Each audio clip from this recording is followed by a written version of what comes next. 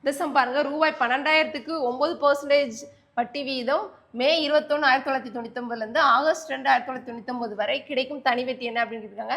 தனி வட்டி ஃபார்முலா தெரியும். SS = PNR/100.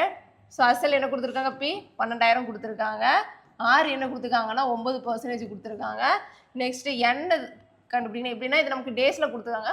ஸோ நம்ம இயராக கன்வெர்ட் பண்ணோம். அதுக்கு என்ன பண்ணோம்னா, மே மாதத்தில் மொத்தம் எத்தனை நாள், 31 நாள். ஸோ இதில் 21 நாள்னு தான் சொல்லியிருக்காங்க. ஸோ 21 நாள் மைனஸ் பண்ணிட்டு பேலன்ஸ் எத்தனை நாள் இருக்குது, மே மந்தில் 10 நாள் இருக்குது. ஜூன் மொத்தம் எத்தனை நாள், 30 நாள். ஜூலையில் 31 நாள்.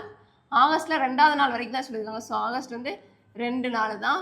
ஸோ இதை ப்ளஸ் பண்ணும்போது என்ன வரும், 3 7 வரும் 23. ஸோ நம்ம இதை டேஸில் கொடுத்துருவாங்க.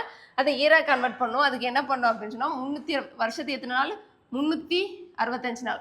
ஸோ அதால் இதை டிவைட் பண்ணுவோம். இந்த வேல்யூவை 365ஆல் டிவைட் பண்ணோம். டிவைட் பண்ணும்போது என்ன வந்துடும்னா, 1 73 5 73 365. ஸோ 1/5 என்னது, n = 1/5. ஸோ இதை அப்படியே ஃபார்முலா போட்டுக்கலாம்.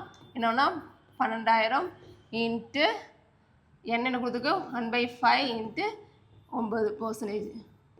இதை அடி கொடுத்துக்கலாம். ஸோ 1 5 5 2 4 5 20. ஸோ 24 × 9. இது பெருக்கும்போது என்ன வந்துடும்னா, 9 4 36க்கு 6 மிச்சம் 3 இருக்கும்.